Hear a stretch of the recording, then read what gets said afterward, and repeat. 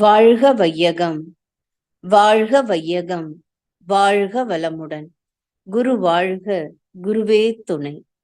தியானமே யோகம், யோகமே ஞானம். தமிழ் ஆனந்த யோகம் வாழ்க வளமுடன். தமிழ் ஆனந்த யோகத்தின் இன்றைய சிறப்பு சிந்தனை துளி, உயிராற்றலின் பற்றாக்குறை. உயிராற்றலின் உற்பத்தி மனிதர்களுக்கு தேவை விட அதிகமாகவே இருக்கிறது. 8 மணி நேரம் நன்கு அமைதியாக உறங்கும் போது நம் உடலில் உருவாகும் ஜீவகாந்த சக்தி மிகுதியாக இருக்கும்.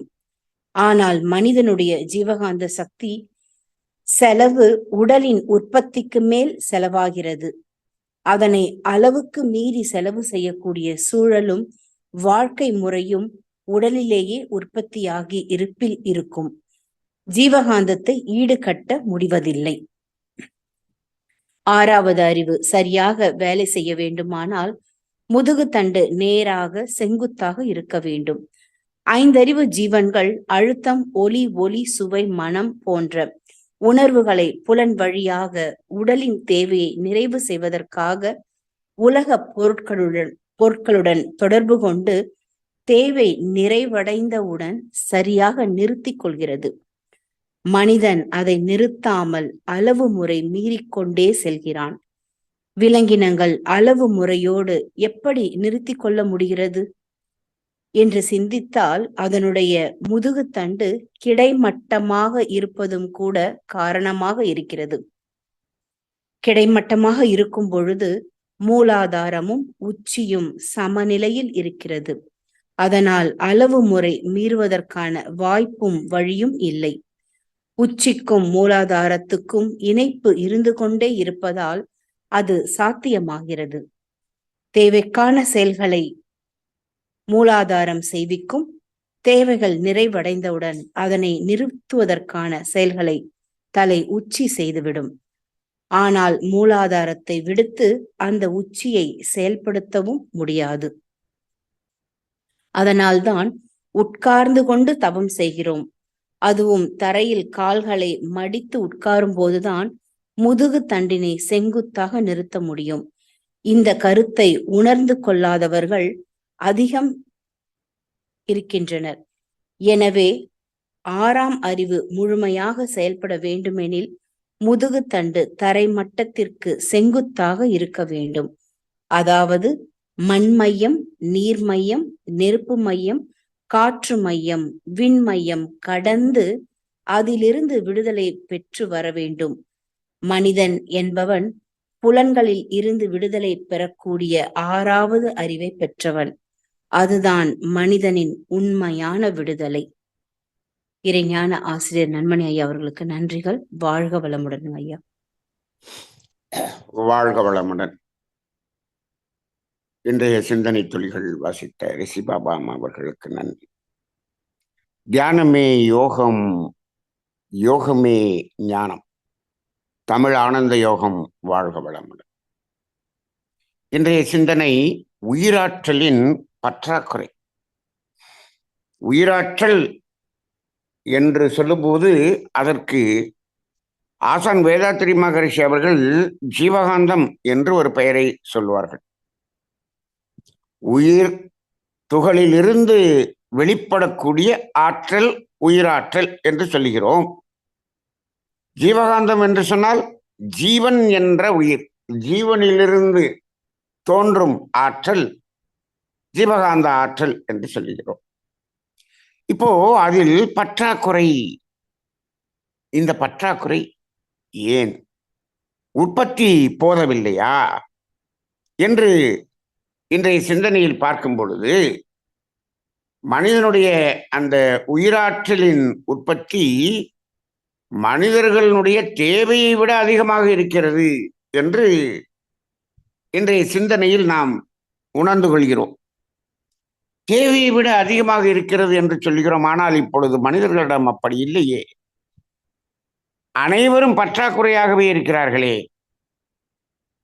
ஏன்?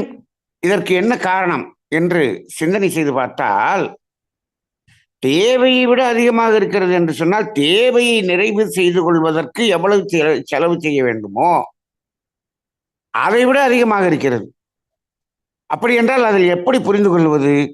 தேவையில்லாமல் செலவு செய்வதால் பற்றாக்குறையாக மாறுகிறது.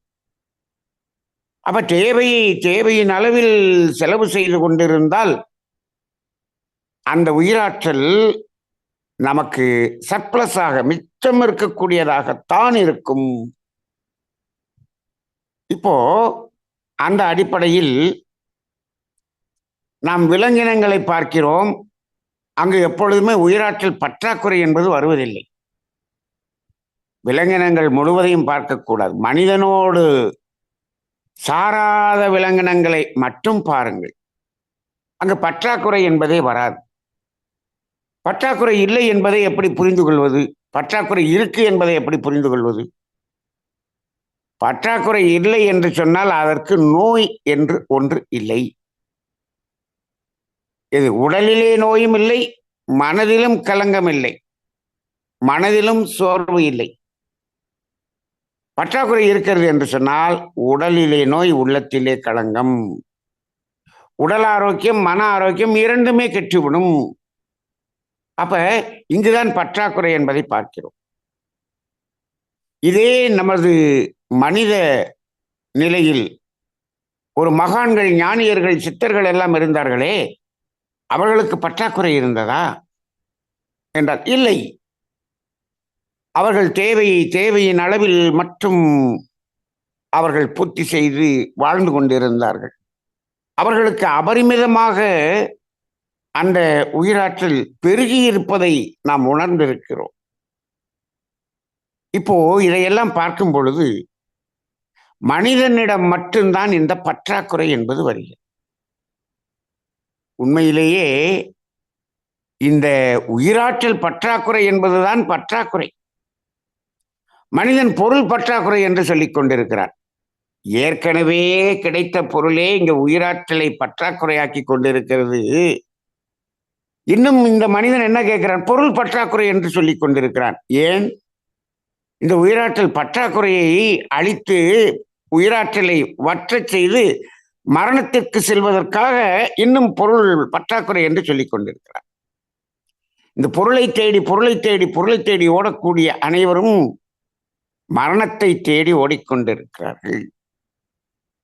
அதுதான் உண்மை. ஏன்? அந்த பொருள் தேவையில்லாமல் வர வர வர வர மீண்டும் மீண்டும் மீண்டும் இந்த பற்றாக்குறையாக இருக்கக்கூடிய உயிராற்றலை வற்றடிக்க செய்யக்கூடிய வேலையைத்தான் செய்ய போகிறது.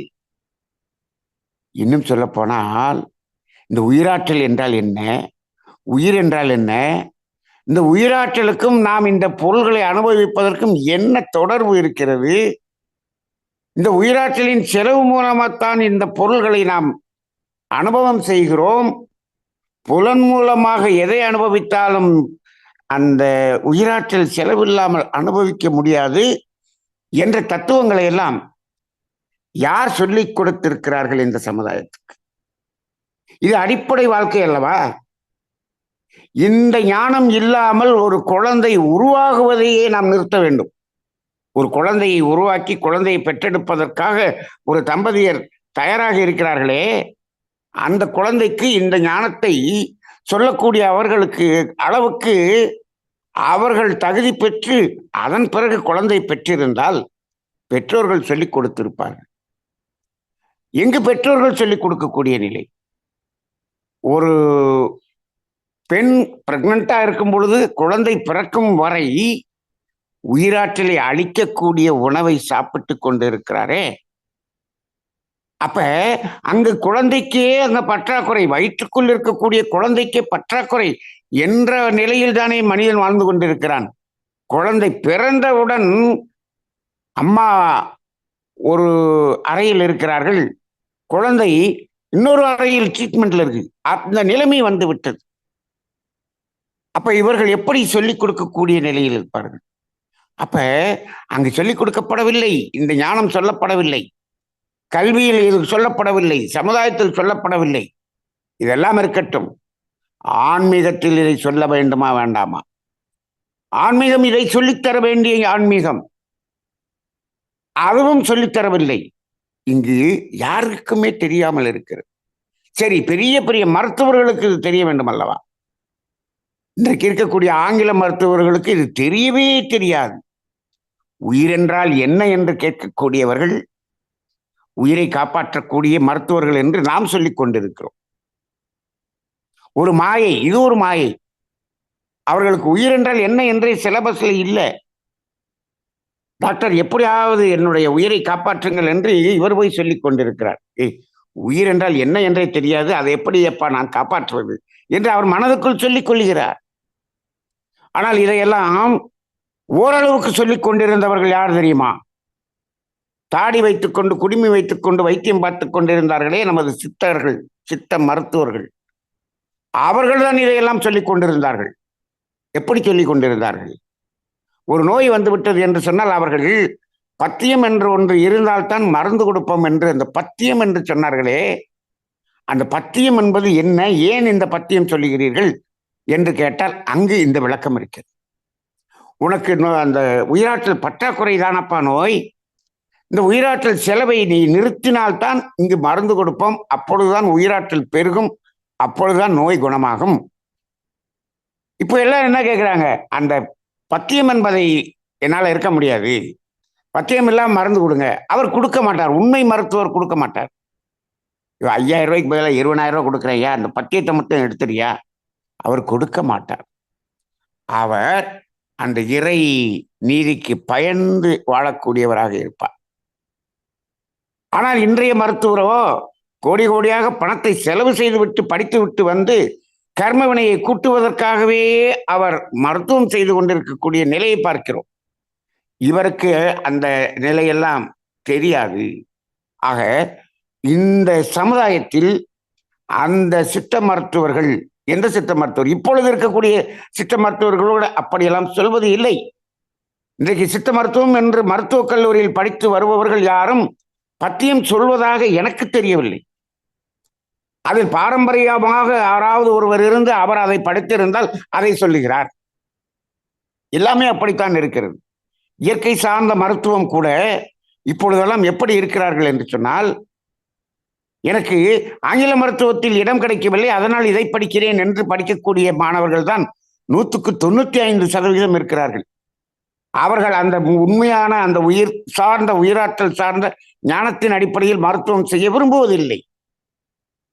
ஆக இந்த ஞானம் என்பது சித்தர்கள் வழிவந்த மருத்துவத்தில் மட்டும்தான் இருக்கிறது.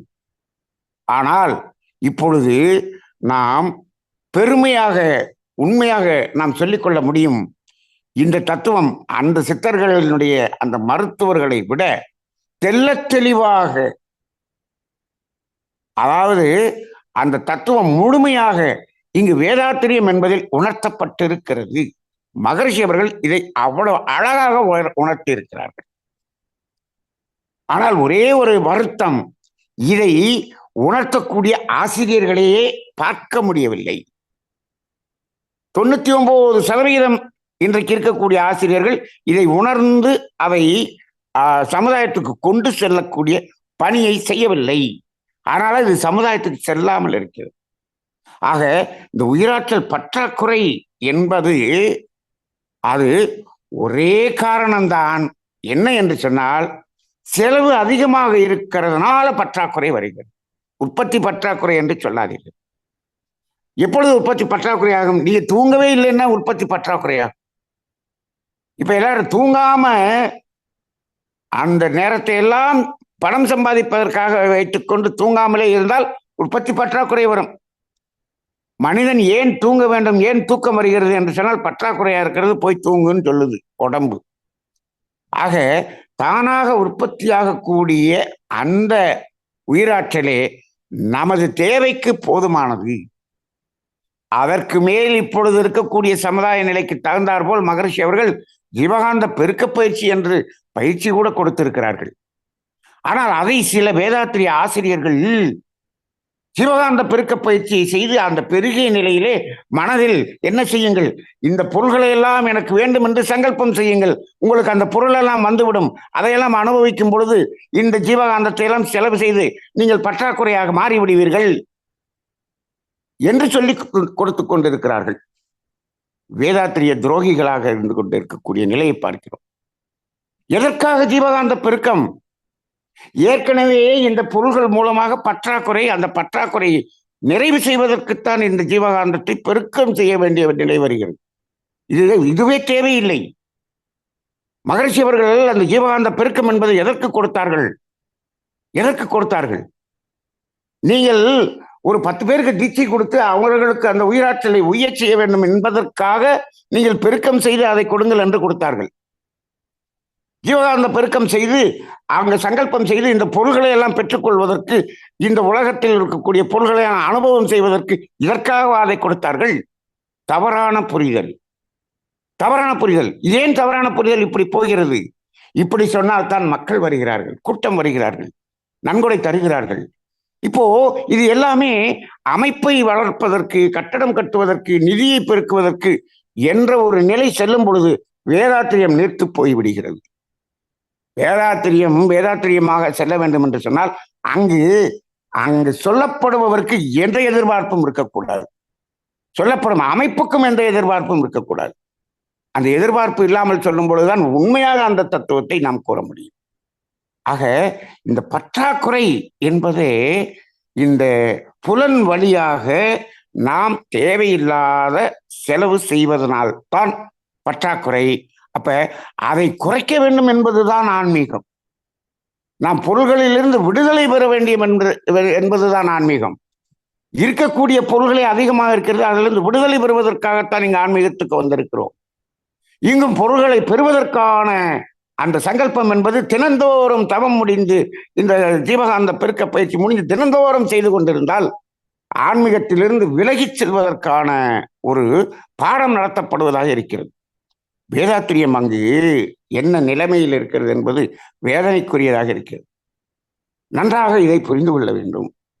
இப்போ இந்த இடத்துலதான் இன்றைய சிந்தனையில் ஒரு அற்புதமான இடம்.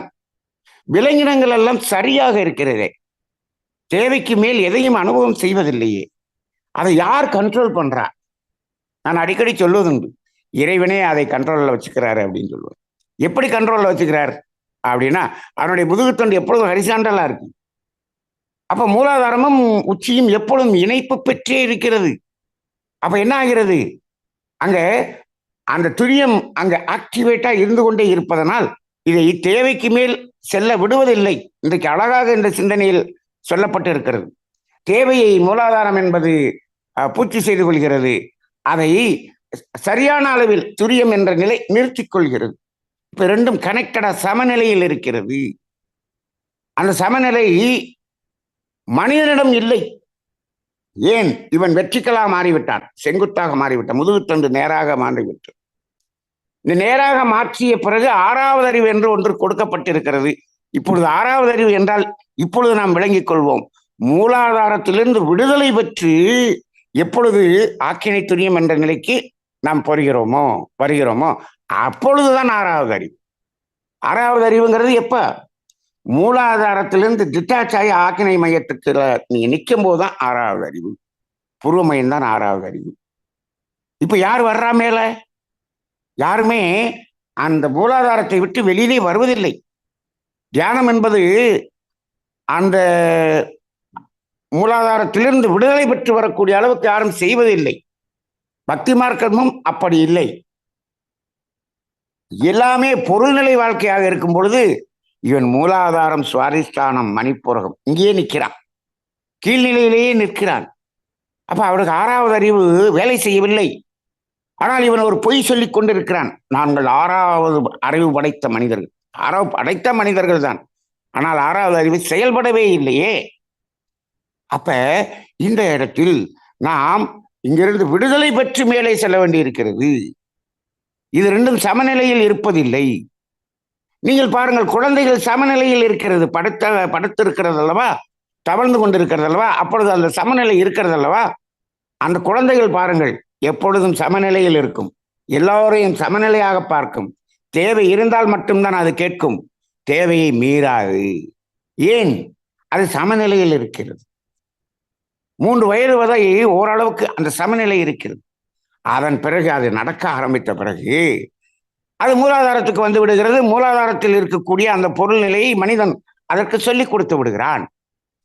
ஆக இப்பொழுது மனிதன் அவனாக முயற்சி செய்து ஆறாவது அறிவை அவன் செயல்படுத்தினால் ஒழிய இந்த பற்றாக்குறையிலிருந்து மீள முடியாது.